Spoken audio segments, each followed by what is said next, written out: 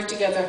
I suppose I'd only briefly answer that I am here because of an issue in health, that I realise that even though we all think we live under Irish laws, that European Union regulations have primacy and supremacy over our laws. So that there's a lot of areas in Irish life where we think that the legal precedents in health still apply. But when you see how the Department of Health and the HSE interact with patients, their response antagonistically in suing and not admitting what used to be the case is to say, we now abide by regulations from this agency or the Commission. And then when you actually look it up, it's not clear who enforces those regulations. So I'm just saying that that is important, because for a society you have to be clear about what laws you live under. And just the Commission has 127,700 regulations now, and once it's a regulation after the date, they become primacy law in Ireland. No one can keep track. So part of why I see is that our politicians are puppets, and they know that they can't change anything, because if they bring in a law, there's 127,000 regulations in the European Union. That's just in the Commission. There's another 2,000 in the Council. That whatever we do here is already superseded. So why they're doing nothing is because they know they don't have any power.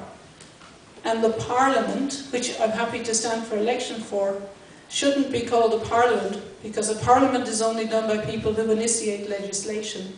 All legislation is in the Commission, where I worked for, and 40,000 other unelected people. And the Parliament can only dot the I's and cross the T's. And Ireland is 1%, so the Parliament is 751 people, and we'll be about 13 people.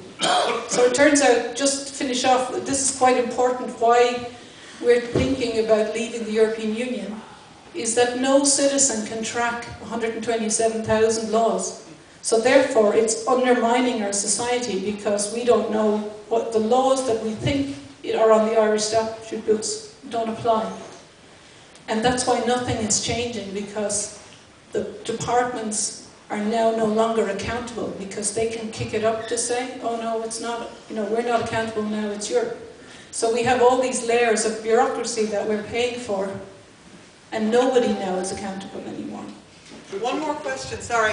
One gentleman here who hasn't asked a question yet, and then we'll finish up with this question. Do you know who's responsible for signing, I think he signed it anyway, the Barcelona Declaration years ago? The Barcelona? Yeah, do you know who's responsible for that? No, was that in 2005? I think so. Yeah. And why do you ask that? Well, it's just one thing, because a lot of words people don't realise. Surely it's a big part of what's going to be happening. Absolutely. To the EU. Basically, they signed an agreement that they would let billions in from the Mediterranean. Absolutely. But I suppose we came up, Agenda 21, right? That happened in December, and there was no discussion about it. And even though it's a very difficult topic to raise, we're here, and if we're going to raise it, is that is how the legal system works now. It's called the living constitution, the living legal system, is that the United Nations brings in something and says, no, that's not law. And then you have the court in Luxembourg, which is the superior court now, that they will refer to that in a year or two, okay? And then some migrant will come in, and it gives migrants rights. So all migrants, if it comes in, has rights. So it's never, the people are never asked. The Court of Justice in a year or two will have a precedence case about a migrant who didn't get a house. They will say, Luxembourg, you have to give that person a house. And then all over Europe, if the Supreme Court or any other courts is then interpreting migrants' rights, they will refer to the decision of the Court of Justice, which goes back to the United Nations Agenda 21, where migrants have rights. And that's how it works. So I would like to, there was no discussion. 8 European countries did not sign up to, in Marrakesh, to that United Nations Agenda 21. So if you were in power, you could just say sorry. Because really, with all the homelessness and chaos that we have, if, we have 8 million people come every year as tourists, if 1 in 8 of them decide to stay, they're migrants. They don't need to be an asylum seeker or refugee anymore. They can just say, we want a house. And then, you know, they have rights now. So, and they've also said that you can't speak against it. So in that, it's actually you cannot speak against migrants. That's coming in. So that has to be stopped. It's a tricky one. Nobody wants to talk about it, but we probably will talk about it. Okay? Thank you so Great, much. thank you very much.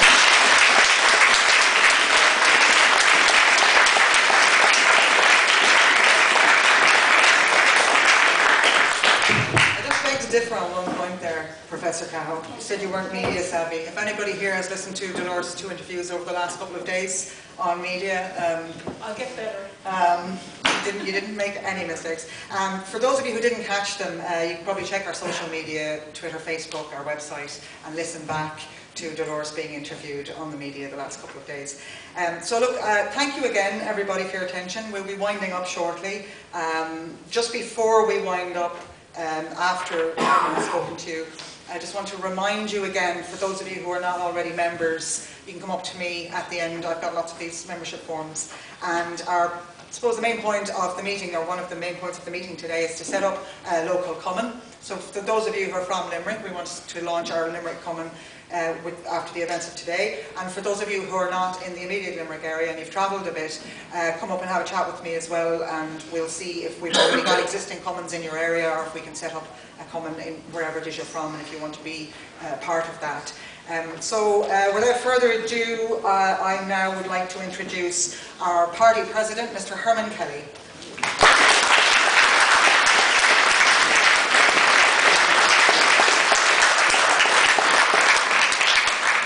Thank you very, very much, Jiggy.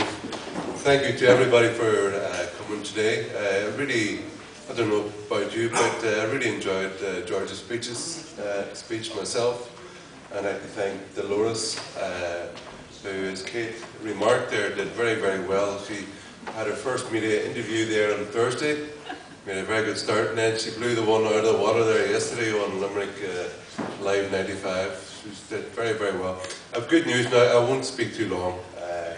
You've had 2 hours, but I will give you the good news. Now, we applied for party registration there some time ago. It was 5 weeks ago or something like that there. Yeah. And at the moment, they have everything that is required by law for and everything absolutely correct that we have been made aware of at the moment, but for some reason known only to them good selves, who the secretary and the clerk of the Dáil keep on alternating on going on holiday, so the work can't be done. So basically I realised there yesterday that the whole process of party registration before this election, or certainly before the 15th of April, was not going to be completed because people in the Dáil there just objected to it, very simply. So the good news is that I went into the returning officer in Dublin yesterday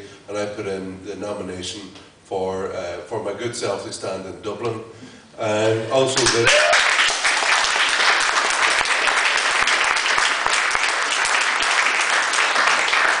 You can't love yourself, who else is going to do that? And Dolores has the intent of this week getting the bus down to Cork to go in to put in her nomination papers to run in the European elections for Munster.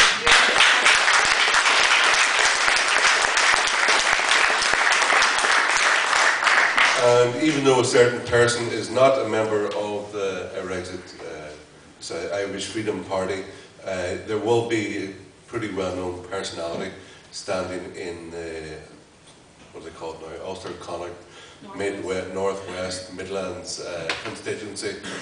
Pretty well-known person, you'll find out during the week.